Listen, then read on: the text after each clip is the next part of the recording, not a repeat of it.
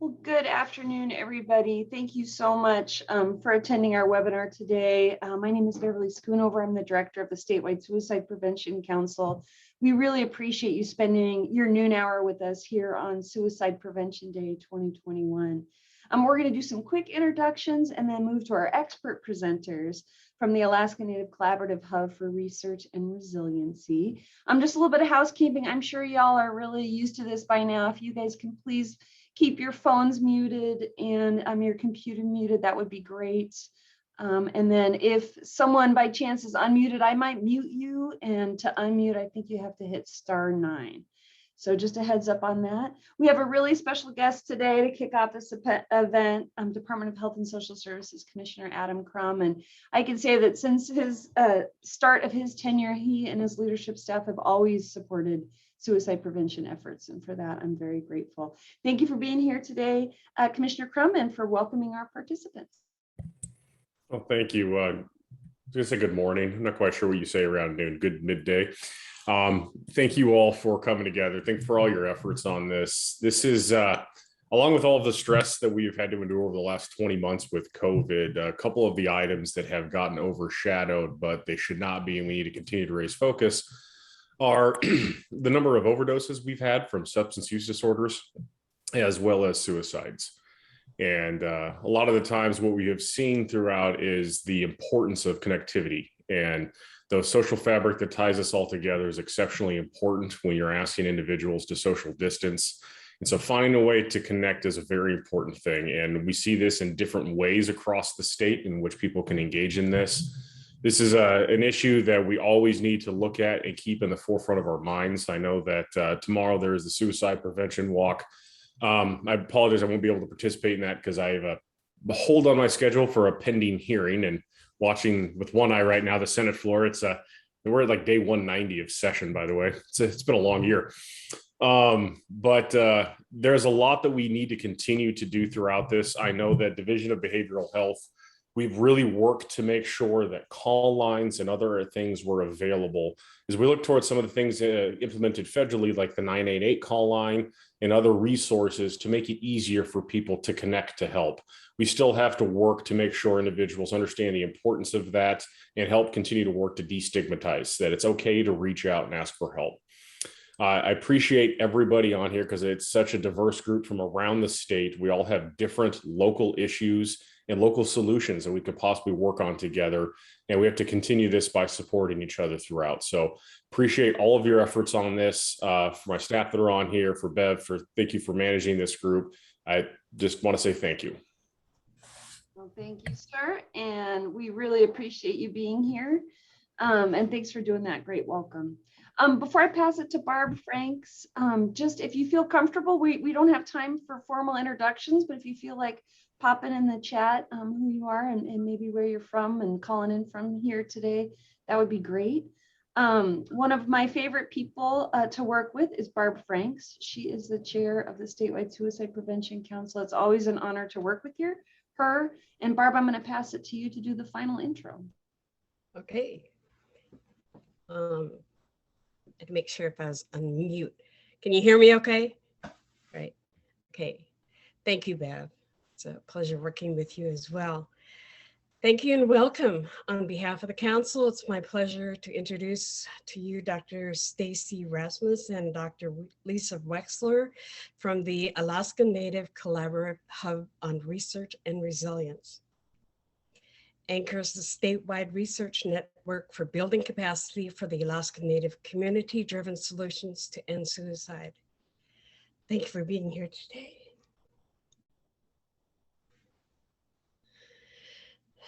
And sharing your knowledge and reducing risk and creating a more protective environment for Alaska Natives. It being World Suicide Prevention Day, 23 years since my son died for suicide. I'm here in front of you as a mother, and I appreciate the work that you're doing. Thank you. Dr. Wexler, Dr. Rasmus. Thank you, Barb. Thank you, Barb, for that intro. I'll introduce myself and then I'll pass it on to Stacy, Jim, Roberta, and Georgiana to just say a quick hi. You'll hear a lot from us. So I want to, and we have a lot of information to share with you. Hopefully we will end with some hope and some ideas and some new directions that we can go towards in trying to reduce suicide risk and promote health. So my name is Lisa Wexler. I'm at the University of Michigan. I've worked in Kotzebue and in Alaska for decades, and I'm really happy to have you. So Stacy, do you want to go next and pass it along? Sure, I'll just be very brief since I'll say a little more about my background when we get to talking about our work with UPIC communities. I'm Stacy Rasmus. I'm the director of the Center for Alaska Native Health Research at the University of Alaska Fairbanks. And I work very closely with my colleagues, Jim Allen. Jim, do you want to go next on Georgiana? Sure, thank you. And welcome everybody. Thank you for this invitation. I'm Jim Allen. I am at the University of Minnesota Medical School, but I also work very closely with the Center for Alaska Native Health Research at the University of Alaska Fairbanks on some of the most exciting work, I think, being done nationally in the area of suicide. And we're really excited to share some of it with you. And one of those people doing this work is my colleague Georgiana, who I'll ask to introduce herself next. She is on voice only. Georgiana, are you there? Hi guys, so I'm actually on both. I'm on the Zoom link. However, my internet is a little unstable, so I joined through the phone too. So hopefully there's no echo. I'm Georgiana Ningluk. I work in Scammon Bay. I'm the lead prevention coordinator here, and I coordinate elder youth cultural activities on a weekly basis, and there's no words to describe how happy I am to be here. So thank you guys for allowing us here today. I'm excited. I'm a little nervous. Our internet is horrible, so, but I'm here. Hopefully you guys hear me okay. We do. Thank you, Georgiana. And then Lisa, did you want to turn it over to Roberta? Yep, I was gonna just say that. So Roberta is also calling in from, there we go. Yep. Hello, I'm Roberta Moto. I work for Maniluk Association as the Wellness Program Manager. I live and work in Deering, Alaska. I'm glad to be here. And I'll start us off. I'll share the screen, and when other folks are doing it, just give me some sort of sign and I'll forward them. Because my internet is actually fairly stable. So we have a lot of things to cover. So let's see if we can start. All right, so here are the folks that just introduced themselves to you. And today we're going to quickly go through just some general information about suicide, more from sort of a epidemiological lens, talk about some misperceptions that are commonly held that I think might narrow the scope when we think about what we can do for prevention. Then we're going to talk in general terms about what can be done and what we know works from evidence from different kinds of communities. And then we will give you a couple examples from rural Alaska of sort of homegrown interventions that seem to be working well to reduce suicide risk. So with that, I will first start by talking about the scope of suicide. So everyone that's on this call and Barb's introduction knows that suicide is a big problem, and globally, as well as nationally, as well as statewide. We lose way too many people each year. It's the second leading cause of death among young people. And 1/3 of the young Indigenous people that are dying by suicide, it's happening when they're young, so between 10 and 24 years old. Suicide rates in the US have been rising over the past 20 years, even though attention to that and some federal funding has also increased. We also know that firearms are the most common method for suicide fatalities in the US, and they account for about 50% of Alaska's suicide deaths. And an important thing to note, and this sort of gets to a more strength-based perspective, is that in general, when we talk about the health disparity of Indigenous youth suicide, that's what we talk about. But if you look at different communities, there are different levels of risk depending on the community context. And some of the work with ANCHRR and some of the work that we've been doing in communities with communities have really focused on the strengths that seem to be protective for communities. Some of the misconceptions that I thought we might highlight here, because sometimes it leads to some new thinking, is that oftentimes we think about suicide being constrained to a mental health issue. When we think about suicide, youth suicide in Alaska Native context, it's important to think about how recent that is, that youth suicide was not documented until fairly recently, in the last 100 years or less. And in general, nationally, when we look at suicide, it's not always associated with mental health. And so 54% of suicide attempts happen with folks who have no previously known mental health conditions. 2/3 of people who attempt suicide are not receiving mental health services.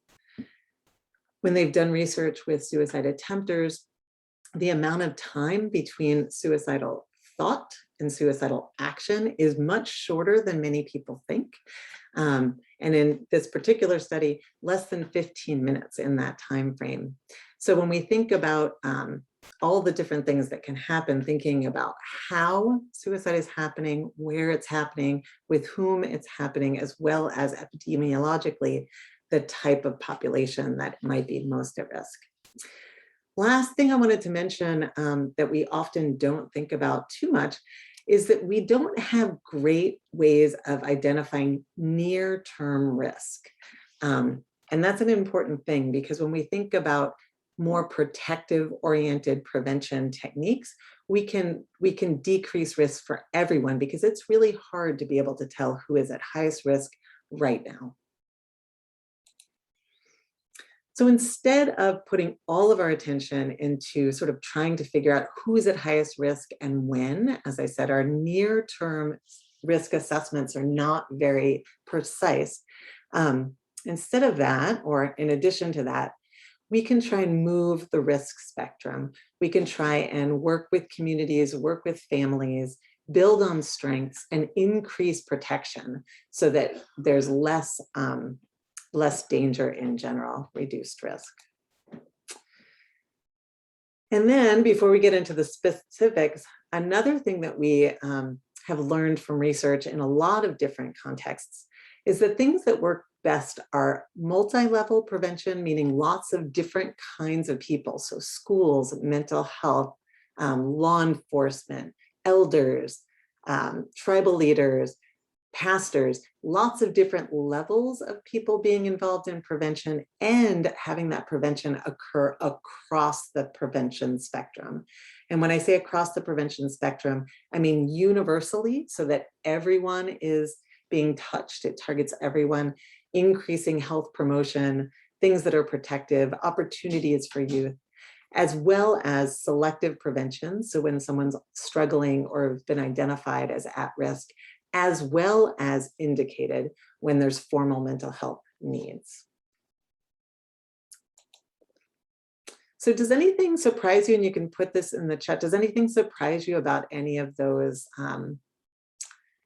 things that I said? I sort of was trying to be provocative to get you all who are working in the field or at least interested in thinking about suicide. Did anything that I just presented strike you or surprise you in some way? You can write it in the chat.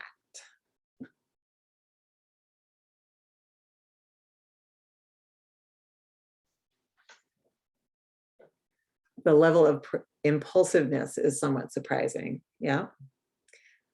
That often the impulsivity, so the thought and then the action, there's not a lot of time. The other thing to mention there is that if the method that someone thought of first is not available, and if that method is less dangerous, those are two ways to reduce suicide risk. So that's an important thing to think about. Any other things surprising?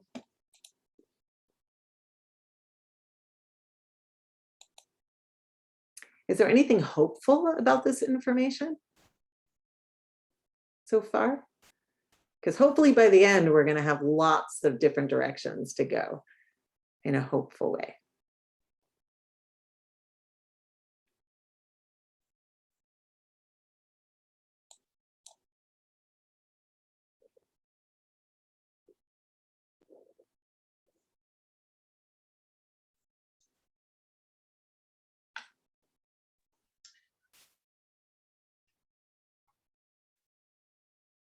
So people are talking about sharing the burden or the opportunity to help, which is cool.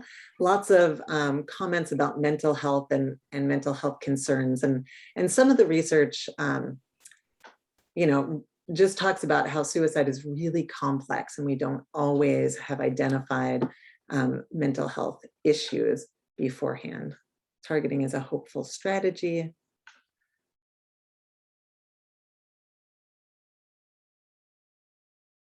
Yeah, impulsivity has been considered a risk factor. All right, so I'm going to go on so that we have enough time because this is a very short time frame, and I'm going to let Stacy and Jim take it away because we're going to offer some directions to be thinking about how culture and context really matter, how work across the spectrum can look in different kinds of communities, and particularly in rural Alaska, how that can engage many different kinds of people and focus on protection and work with informal or indigenous helping systems as well as professional ones. So I'm going to mute myself, I think, and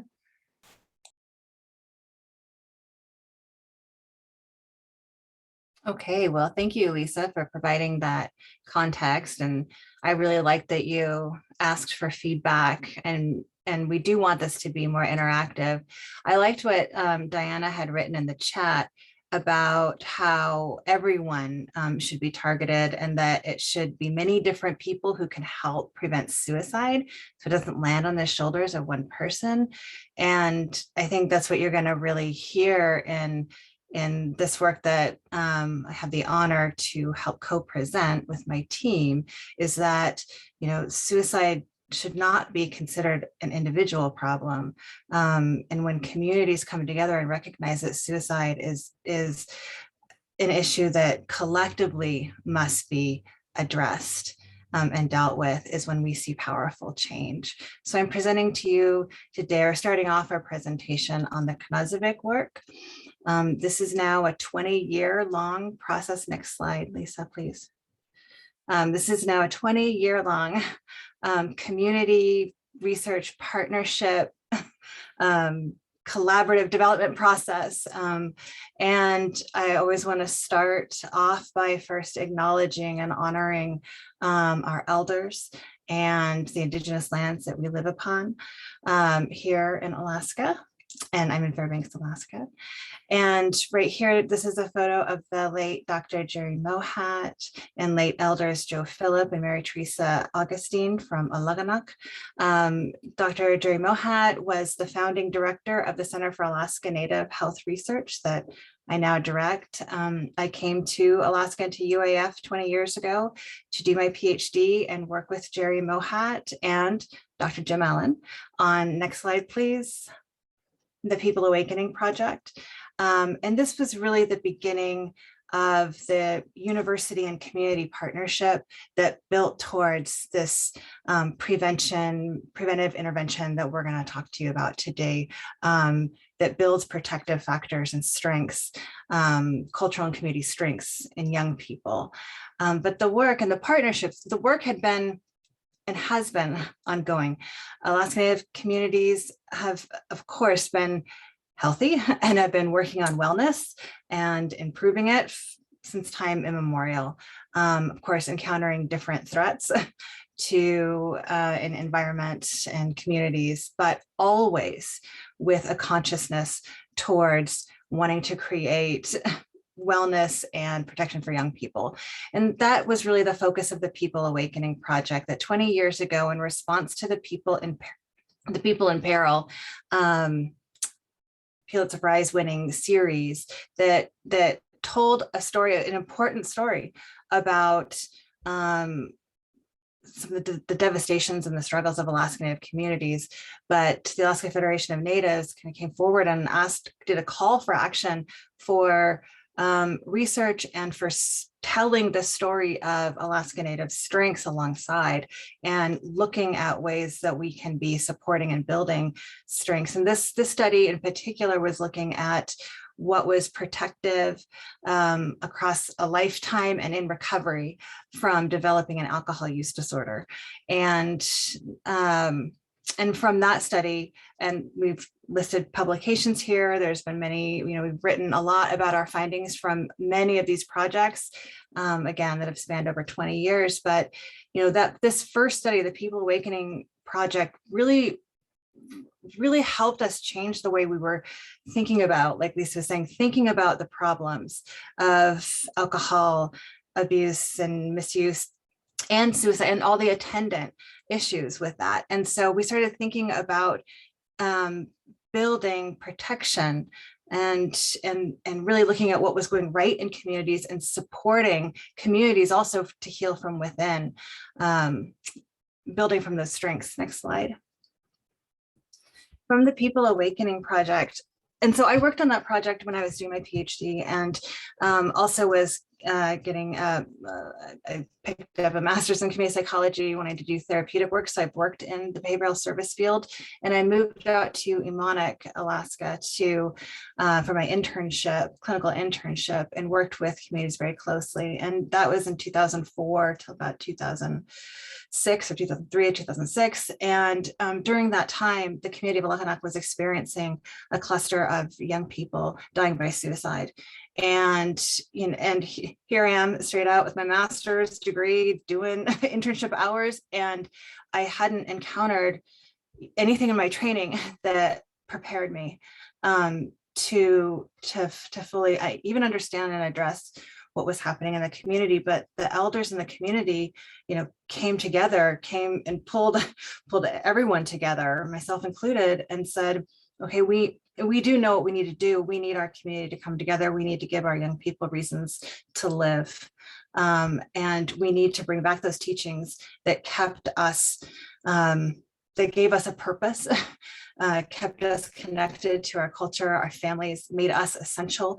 And the elders really took the power, took the control, and took this issue on. And over a course of many years, developed a UPIC, very indigenous theory-driven process for building protective factors and for increasing reasons for life, reasons for sobriety, and an awareness of connectedness for young people and in their cultures. Next slide. So essentially, I think, so the whole process mirrors what Lisa had put in the overview slide around, and again, this was a community developing and actually teaching us what was going to work best within this context of a rural Alaska Native community, UPIC Alaska Native community, and the community told us we need to work with everyone. All young people need to be involved, but the elders also wanted us to work specifically with young people 12 to 18 years old, feeling that was a very critical time to be building protection. And so that's what this work does and what we do. And again, the basis of the prevention model is the cultural structures in the community. And so again, we're, per instruction of community, we build protective cultural experiences as a way to mitigate the adversity we know young people will face and continue to face. And again, it empowers an Indigenous knowledge and really recenters community around traditional structures. Next slide. And typically we have Billy Charles or Simeon John, Billy Charles from EMOC or Simeon John to present the Kazakh model. So, but unfortunately we weren't able to connect them today. So again, we'll go quickly. Lisa, if you want to just page through the slides. So the Kazakh model is the Yupik structure. It's also a process. It's a way of gathering and circling if you want to go down into the Kazakh. And we use this, so we have an online Knazavik kind of a community training manual, and you can watch a beautiful video where Billy Charles will orate the Kazakh model process. If you want to go to the next slide, Lisa. But essentially this walks you through the way that intervention works in the community, where the community comes together, they Kazakh. So they come together, all the different entities now, and try and heal the fragmentation and address that part of the issue is that, again, through colonization and imposition of these new, outside systems, that there was disconnection and young people just weren't, being instructed in the ways in how to live. And so the Kazakh process happens first, and the community all comes together as a whole to realize that suicide prevention isn't just on one coordinator's shoulders. It's the whole community, and the elders need to lead it. And identifying protective factors, and then going through identifying how those protective factors connect into the cultural activities on the seasonal calendar. And then again, looking at ultimately, the goal, as one elder from Alekanak said, the goal isn't just we don't want our young people to die. We want them to want to live and to feel loved. And that ultimately overall is what we focus on, what communities focus on. And then we'll talk, I'm going to turn it over to Georgiana now. And oh yeah, if you want to come out. So when we do this teaching in communities, this is just a way of engaging young people and showing that the community is still centered on Kazakh and comes together, even with boats, snow machines, and on basketball courts in Kazakh, and that every community has a Kazakh.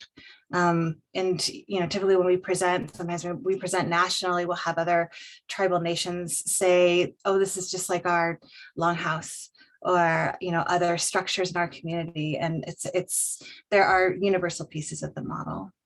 Next slide.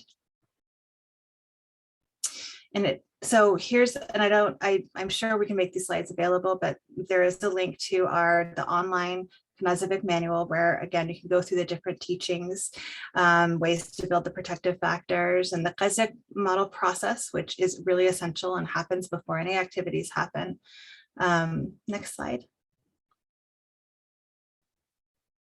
Oops, could you go back? All right, well, I know you can't see Georgiana Nindlik, but there she is. So this is Georgiana and our Scammon Bay team. Georgiana, are you able to come on? Yes, so I'll try through the computer first, if you guys could hear me okay. We can. You can? Awesome. So following what Stacy said, Scammon Bay, when we first started off, we had a small group. We met with our elders first for months, and then finally we were able to start our activities with the youth. And the pandemic happened, but I would say to us, somehow it was a blessing in disguise. The kids didn't have school, they didn't have sports, and they didn't have much to do. So, starting in the evenings, we would ride, because I'd take my kids out for a ride every evening. I would stop and I would ask the kids, hey, do you want to go with us tomorrow? We're going to be doing this, or we're going to be doing that. And then what started off with a small group became this big group of youth. And over the last maybe 2 years, it's taught me so much about life and how important identity is. You know, a lot of us are here now and we deal with, you know, yes, we're Yupik people. We want to and need to learn our way of life, but we also need to go out and try to get our degrees and, you know, fit in with this, our modern way of living, you know, with finding jobs and everything. So I really do believe that the kids struggle with this, because I do. When I first left Scambay, it was hard for me because I wanted to be home, but I knew I needed to get a degree. So in all these activities here, we talk to the youth about the importance of first knowing yourself, how important that'll be in life to identify yourself as a Yupik person. And from there it's important to know who you are, and it helps so much in life, because being Yupik it means a lot of things, and that also comes with the teachings that were given to us by our elders and our parents, which include, so like this first catches. So when a young man gets their first catch, they pass out the whole thing. They give the whole thing away to community members, particularly elders. And Stacy touched on protective factors, and a lot of these things come naturally. They're not forced on. But every time we have an activity, and you know, this young man here who got his first catch, the first time we brought him out, he was saying, no, I can't do this, I can't do this.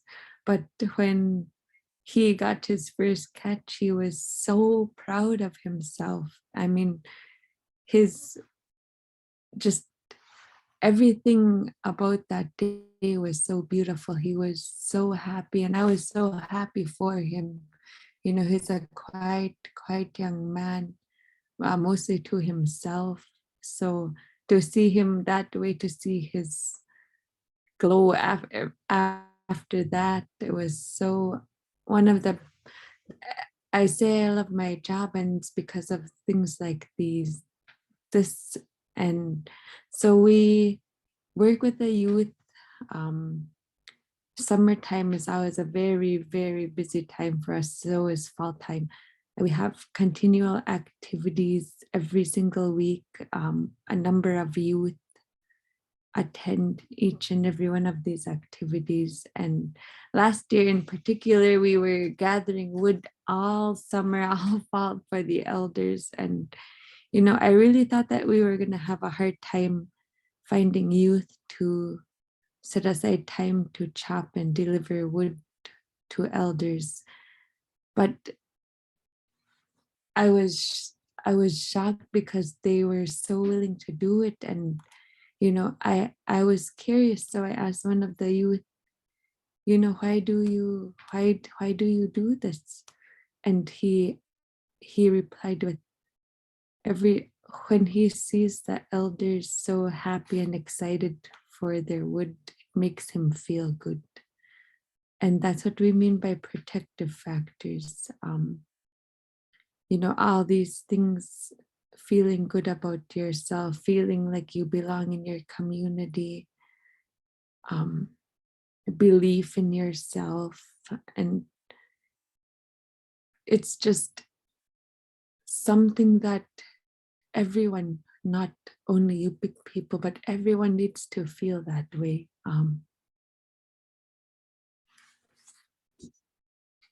And so I'm sorry.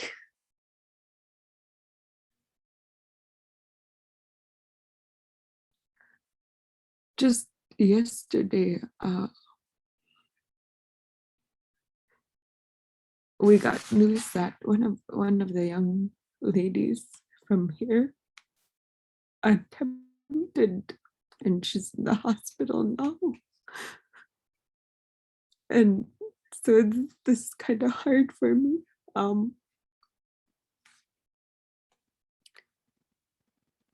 But it just comes back to you and shows you how important it is to keep doing this, how important it is to make sure our young people feel good about themselves. And you could see it in their faces every time you look at these photos. And so our Yupik way of living, the way it's called the way of life, everything had a role in your life. Start like when a young man gets their first catch, or the way you deliver something to the elders, and it not just teaches you how to get your first catch and that type of things, but it teaches you respect, it teaches you responsibility, and everything that was passed down to us, we're trying our best to pass down to the youth. And it's been such a blessing for us.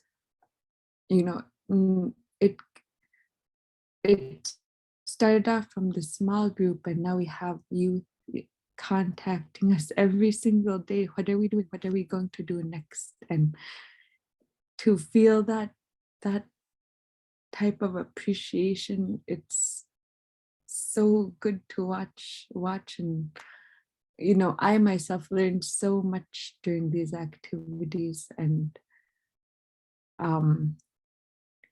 in some way I feel like it became the safe haven for so many of our youth. And now even parents are contacting us and saying, they're having a hard time. Can you please, invite them? Or when you do take them, can you please talk to them? And that's something that became a little familiar for us here in Scammon. And recently that has happened. So the other coordinator, Wyben here, and Abraham, they've been focusing on this young man, and he's in one of these photos. He's the second one in the bottom right photo, pulling up the whale. He felt like he didn't belong, and so they were focusing on him. All outside activities, they let him catch his first moose. And just yesterday he asked me, did you see the video of me shooting the moose? He was so proud. And just that type of feeling like you could do something right, you are doing something right, is what we want to give our youth. And our way of life, the teachings that we were given are so important that to ground us, our identity. And I'm just so grateful to be a part of this team, to do this work with the youth, and I'm just thankful. So that's some of what is going on in Scammon Bay. Every week is something different. So I know this weekend we plan on heading out with youth, and I'm excited. I've been looking forward to it. So it's been a really good summer. We've been blessed with a lot of things. So thank you guys for your time. Thank you guys for allowing us. And I'm so thankful the internet is okay. So thank you guys. Us too. Thank you, Koyana. Chestnut, thank you so much, Georgiana. Georgiana is, yeah, you inspire me every day, Georgiana. You're a powerful woman. So we'll go, Lisa, could you go pretty quickly? So just to touch on, we have active Knuzovic projects in 4 other communities. And throughout this 20 years, our university and community partnerships have been to have really been focused on building an evidence base in a culturally and community instructed way to utilize scientific tools to, again, be able to really work to grow these efforts through funding that typically maybe is only allowed to go towards doing things like clinic-based activities, because, you know, we have research that says it works, but we've been doing research now for 20 years working with communities, and we have data and evidence showing how this work is making a huge difference and does reduce suicide risk by building protection and reasons for life. And Jim, we probably have like 2 minutes and then we have to be fair and turn it over to our other glorious team members to talk about PC Cares. Do you have maybe a capstone comment about our research? Because our research is out there and available in publications. Thank you, Stacy, and I am so glad, Georgiana, you were able to join us and share with us. So I will be brief, and I'll keep this to about 1 minute. Because this is not a research presentation, all I want to convey is to the audience is you should feel really proud to be an Alaskan. The nation is looking at this work in Alaska for a number of reasons. How do you study suicide prevention without asking young people about things like their suicidal ideation? Could you go back just for a second, Lisa? I'll skip these other ones, but how can you do this in very small communities? And Alaska is leading the way by showing tools that allow this. I just wanted to hold this just for a second. I want to speak mostly about this photograph in the upper left and this young man. And as you can see, he's holding over his right shoulder an ayarak, which is a traditional Yupik tool for safety. It's a symbol of protection. What we're doing is we're measuring protection, not risk, not deficits. We're showing growth and protection through these interventions. And notice how his left hand, what he's forming with his glove, what he's saying here. To me, he's saying, right now I live comfortably in 2 worlds and I'm better for it. I gain and I gather from both. If you could shoot ahead for 2 slides, Lisa, we measure these different protective factors here. And on the next slide, instead of showing you a complicated hierarchical linear modeling outcome, what this is what we show the communities. And this is something we showed the community of Alakanuk in terms of the outcomes from their intervention. Each of the protective factors, where they were at baseline, and then as people move through the intervention from a low to a medium to high dose, how the protective factors grew. And those are outcomes, and that's how we establish intervention effectiveness. Last slide, please. And I'll just focus on this, the middle thing. We're in the point now of actually demonstrating outcomes in a prevention trial, and we hope to have that final analysis done in 2 weeks and submitting that to publication, which will be the first example of a strength-based suicide intervention demonstrating effectiveness in a clinical trial. Over to our other wonderful team members, Lisa and Roberto Moto. Over to you. Okay, so, all right, you guys are amazing. Hard act to follow. Amazing team.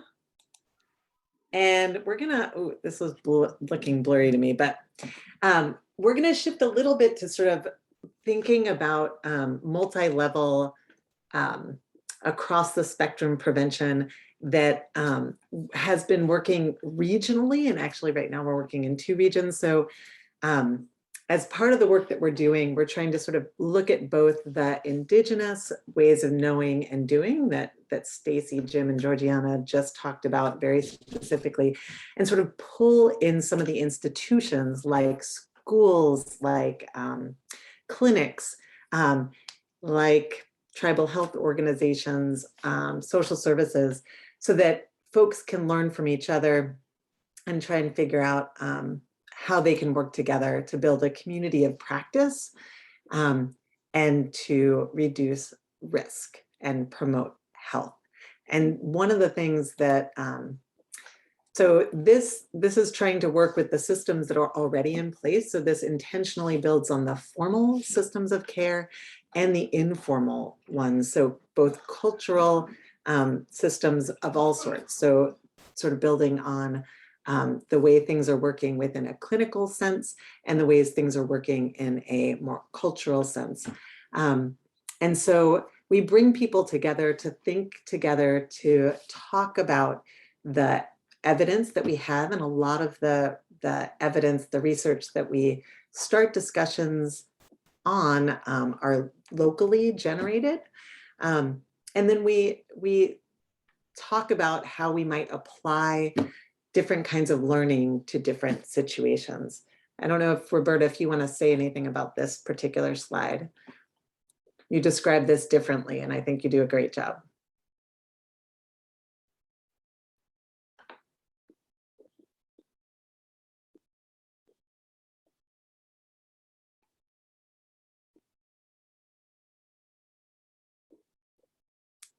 Maybe Deering internet is not so good right now. Scamming Bay took all the internet. Sorry, I didn't realize I had to unmute on the computer and the phone. No worries. Okay, what I think we're trying to do is to build self-determination in our region, in our villages, because Maniluk Association cannot be everywhere all at once. Our staff, I only have 4 staff members in 4 different villages. We serve 12 communities. So what we want to do is build up our people in their communities to find solutions that work for them. And we're using the research that instead of that research book just sitting on a tribal administration's shelf, we're making that useful, and we're giving it back to the communities so they can feel empowered to face the problems that they're facing.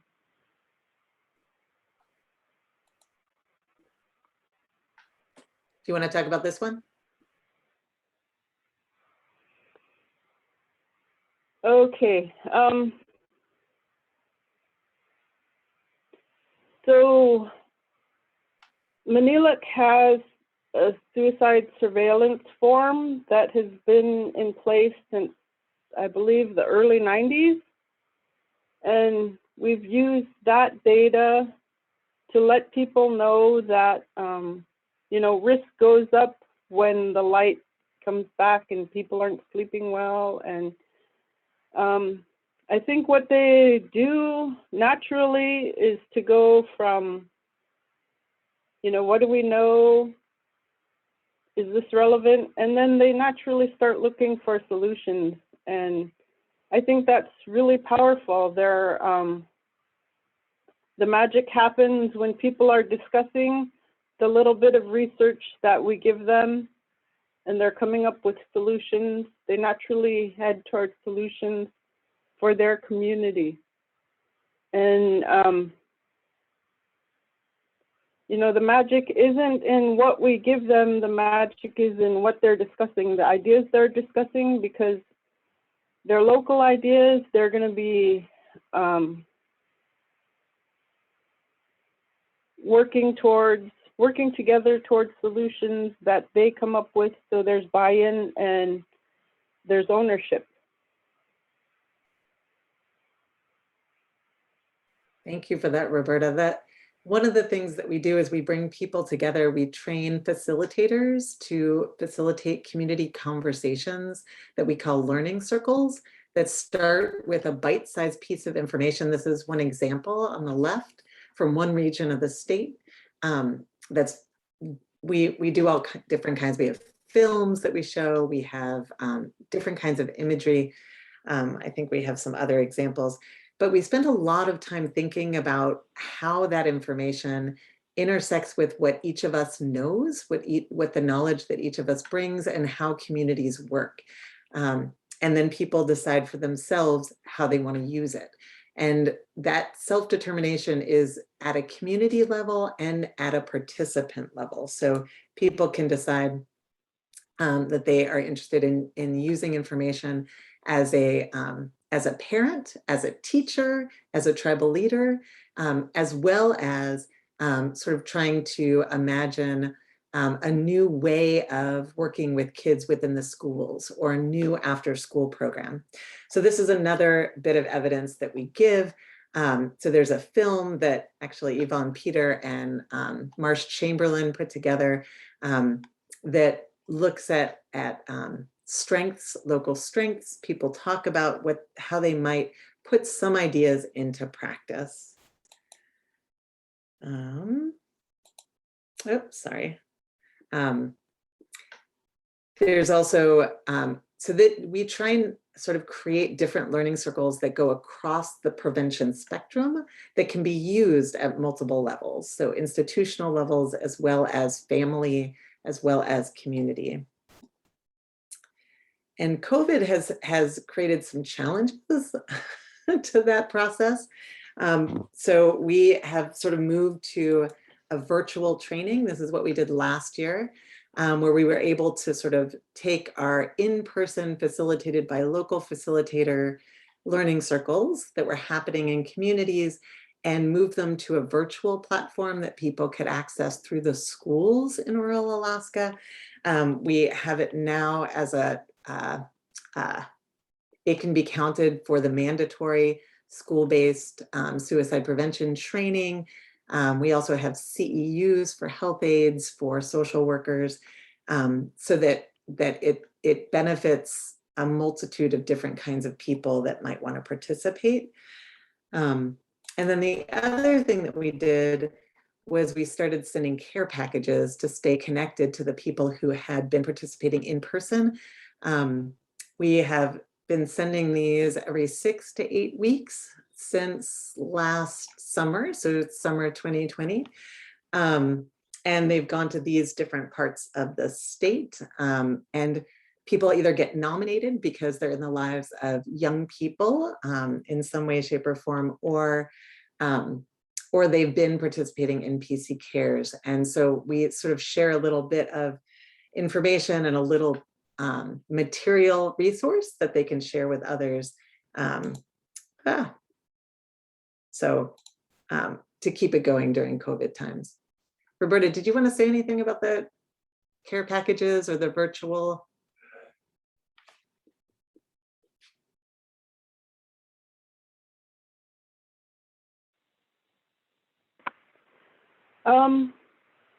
There are little reminders of what people have been learning in learning circles and ways they can spread it out toward the community. And that's sort of like a real big ripple effect. That'll have a ripple effect. Yeah.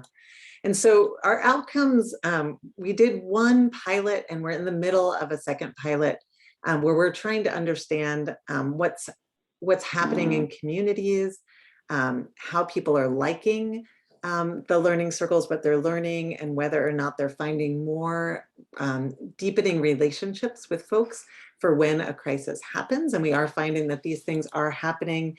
People are learning, gaining more skills in suicide prevention and doing more to reduce risk and promote health on a daily basis.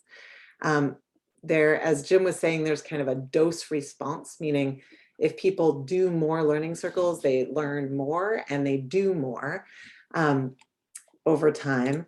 And then the really cool thing, and this is the ripple effect that Roberta was just talking about, we've been able to show that people that participate in the learning circle seem to talk to and spread some of the learning to people that they're close to. So folks that are close to people that have been participating in the learning circles also have increased their prevention actions and their health promotion actions moving forward. So as a wrap up, I know that was really fast and I want to leave like 3 minutes for questions. Roberta, did you have something that you wanted to share there?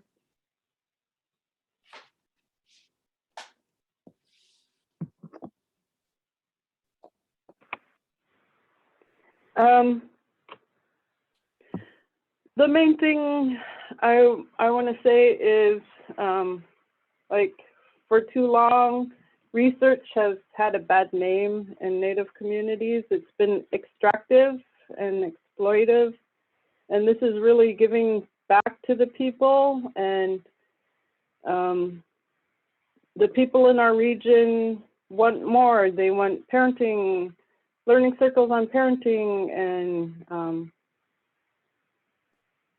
other areas in their life that they know will help youth.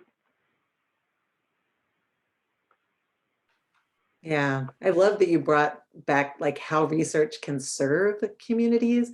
I think that that's one really cool thing about both of the projects that you're hearing about today and a lot of the work that's happening in Alaska, because communities have so much knowledge and there has been a lot of research that's been done on now with communities, and it can really serve them. And so building on protection, that's one thing that we hear a lot from our community partners, focusing on culture and community more than just the individual, but individual too, really working within and building on community strengths and trying to understand how helping systems are working so that we can build on them as part of the solution.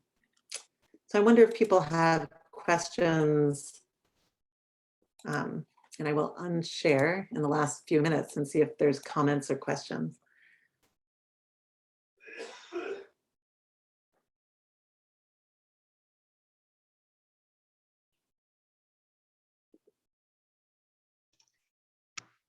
Okay, I'll bite since no one's going. So this is Beverly with the Statewide Suicide Prevention Council. Thank you guys so much. I just love hearing about your work. It's just amazing, and it blends, you know, just like historic and contemporary. It's just amazing what you guys are doing. At the state, we're constantly talking about suicide data, talking to folks about needing money, needing more resources, you know, and there are people here who really want to start talking about the strength-based approach. And, you know, any advice or guidance, you know, that you folks have on that, you know, because often we go to meetings with the data or the bad stories, or, you know, so anything that we could learn from both of your projects of something that we could bring forward when we're talking to people about the needs in Alaska would be great. And it doesn't have to happen right here. I'm just throwing it out there that that's something that I feel like the Suicide Prevention Council needs a little bit of help with. I mean, my first thought, and then I'll see if other folks have, my first thought is to really be paying attention to strengths and positive things that are happening, as there's a lot of surveillance that goes on that's sort of identifying and counting suicides and suicide attempts. And that is really important. It's also really important to see how protective factors are growing, both on an individual level, and Stacy and Jim and Georgiana's work does an amazing job. They've spent a long time and can speak volumes about sort of the nuance and the specificity of being able to do that at an individual level. We're working with ANCHRR to try and do that on a community level, to be really trying to understand and sort of document what communities are already doing well that seems to be reducing suicide risk. And then what we do with PC Cares is really trying to measure and count what people are doing right? So how many times are they reaching out to people for different things? How many times are they offering this kind of support or giving this opportunity to someone? So really trying to flip what we're measuring to include, not to sort of disregard the risks that we're really good at counting, but to really begin to have a wide variety of protections that we're also able to count.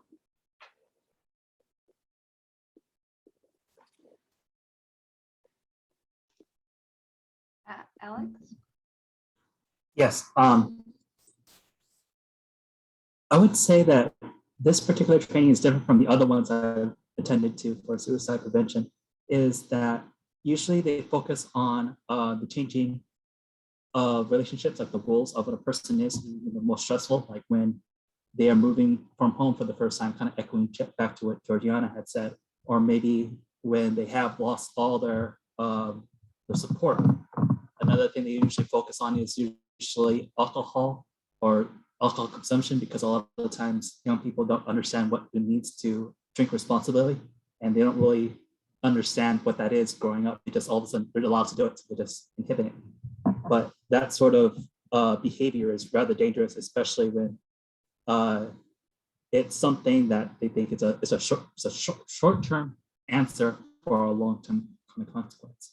And this particular hour was rather informative. It just gave it more of a cultural impact to how the community can come together to better address this. Because before today, I really didn't know how high the impulsive nature of suicide was. And it just had me, the idea of just having to rely on one or two people for a network is not really the answer. It's more, not just solely being this person being aware, just having the whole community come together when to address this usually taboo subject that usually people don't want to talk about. So I'm really happy that there's some people brave enough to come forward with their story. Others, like Barbara. Thank you.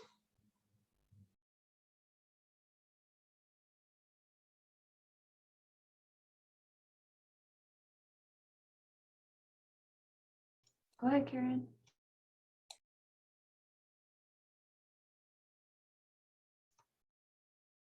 Karen, do you have a? Go ahead. Sorry about that.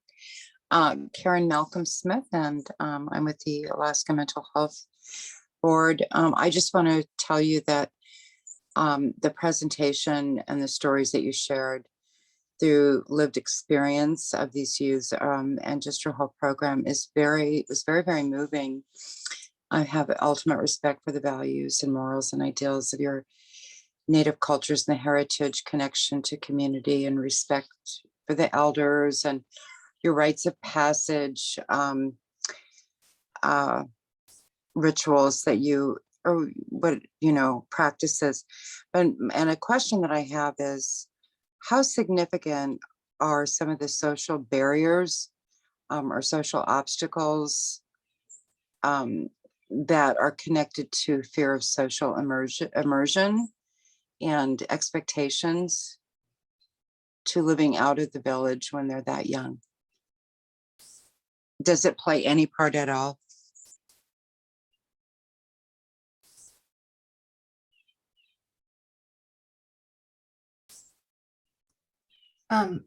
Could you clarify the question? I'm sorry. Yeah, no, that's okay. I show my face, but I just had my tooth removed. How are there? How significant are some of the social obstacles and barriers connected to a youth's fear of social immersion and trying to fit into both worlds, expectations? Does it play any part at all?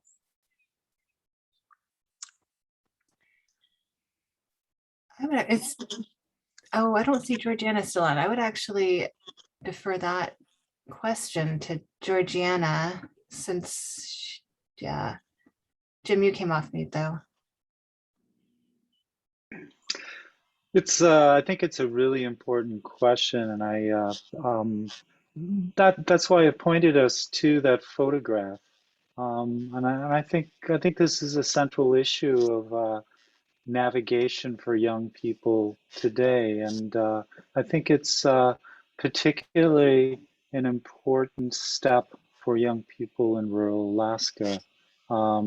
And clearly, as someone who's an outsider to rural communities, one thing I've observed is uniformly those young people who have the opportunity of a grounding in their traditional culture are launched in a way that promotes security, and they have something that's extremely helpful. And I thought Georgiana's presentation was really a message of the kinds of things these young people carry through life, and it allows them to navigate the kind of challenges that you are alluding to in your question.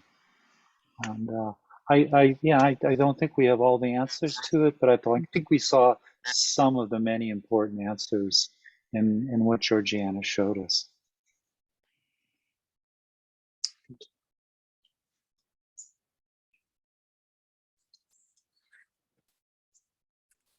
Lisa?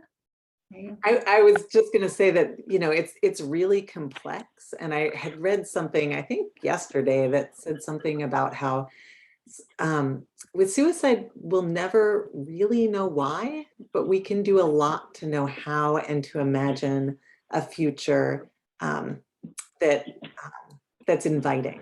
And I think that in more hopeful orientation, that orientation towards healing and compassion and connectedness, that's sort of a way of not perseverating on the why, because it's so hard to know and there's so much complexity to it, and it's never about one thing. I like Jim's answer that it's complex, but we can begin to imagine multiple ways that we can be part of helping to create futures for kids on multiple levels. That really makes sense. So.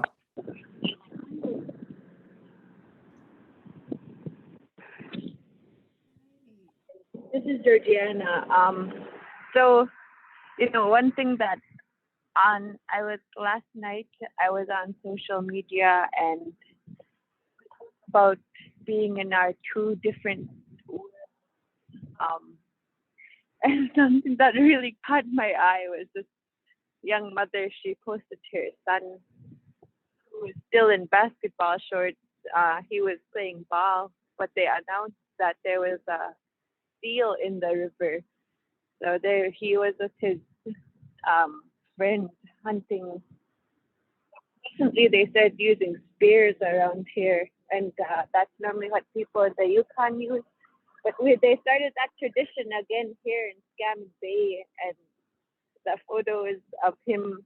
He was in his Nike shorts out there hunting with a spear. So, I mean, it's like everyone is saying, it's complicated to really,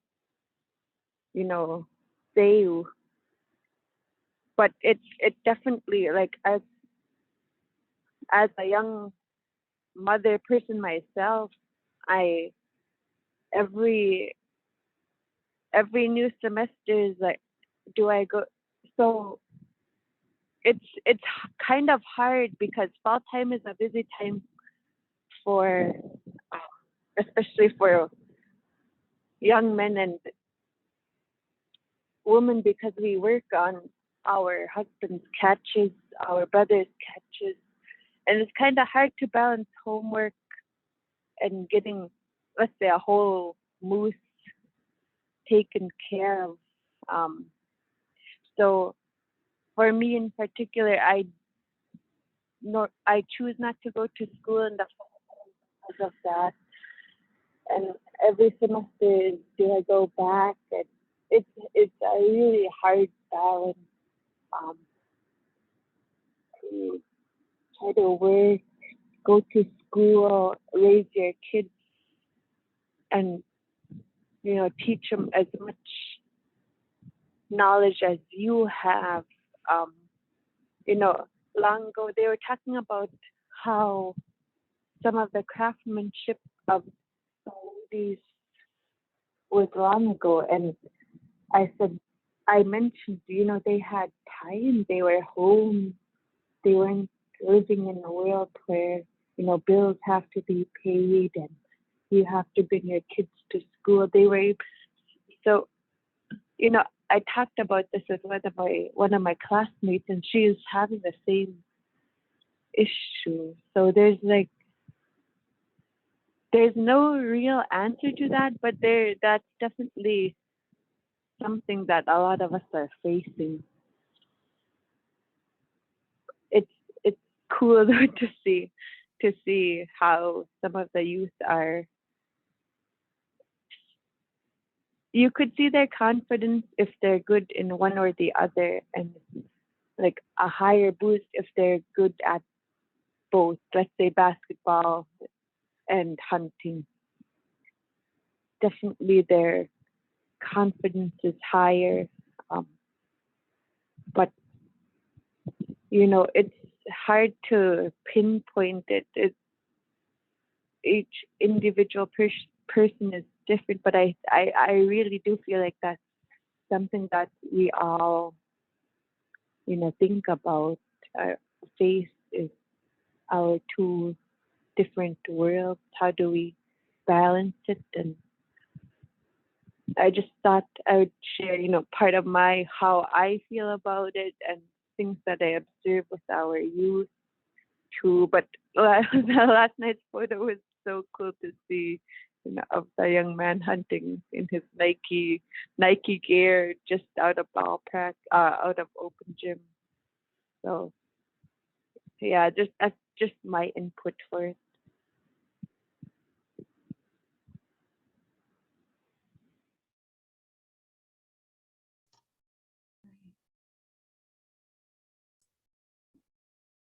Georgiana, I hope you got the picture.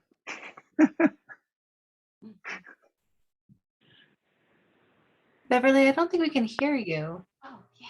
I was waiting to see if there was any Oh, more. sorry.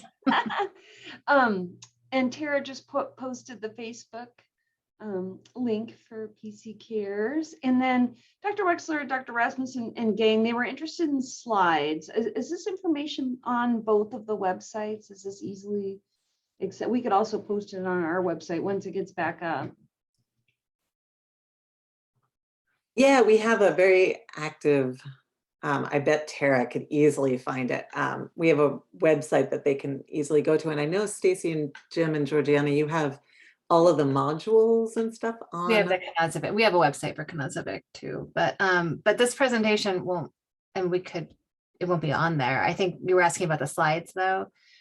So Lisa, I mean, we don't have any problem sharing the slides. We've got photo releases for all the young people that you saw. So would it be best for folks to reach out to you? We're also happy to share our website's still down, but it should be up soon. What would be what would work best for you guys? Yeah, were you planning on posting the recording of this? I am, if that was okay. We have a YouTube site, which would be great. So yeah, I could see this, so having it, maybe if we turn it into a PDF, Lisa, and send it to him. Okay, great. Well, I can't thank you guys enough for sharing your knowledge, your expertise, your culture, your time, your research with us. I just texted Dr. Wexler, like we definitely should have set aside more time for this. Barb, I do want to ask if you have any last comments and or a thank you, and don't mean to put you on the spot.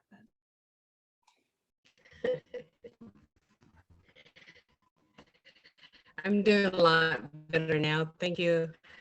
It's always overwhelming, I think, not just to talk to those who are reaching out for help, but those who are the helpers as well, because they've become overwhelmed within the last year and a half and two of what's going on. And, you know, like we always say, you're not alone. And it's amazing, you know, some of the Zoom meetings that I attend in Australia, you know, they're experiencing the same things that we're going through here. And, you know, we're just seeing that a little bit more. And this being World Suicide Awareness Day, that there is a lot of work being done. I always say as advocates, we want everything done yesterday. And for those who are newly grieving, they're saying, where were you? You know, and so it depends on their level of commitment and how much information they can hold on right now. You know, I always say when you're ready, and I'm glad that you're all looking at different points and levels of acceptance, you know, and bringing in our esteemed elders who hold so much resilience. And that should be the byline of your anchor, because we learned the resilience from them. And so thank you very much for the work that you're doing. And I appreciate you all. Gracias. Thanks, everybody. Thank you, everyone. We really appreciate you coming today, and please follow up in the links that were in the chat. I think there's a ton of great information on those sites. Thanks, everybody.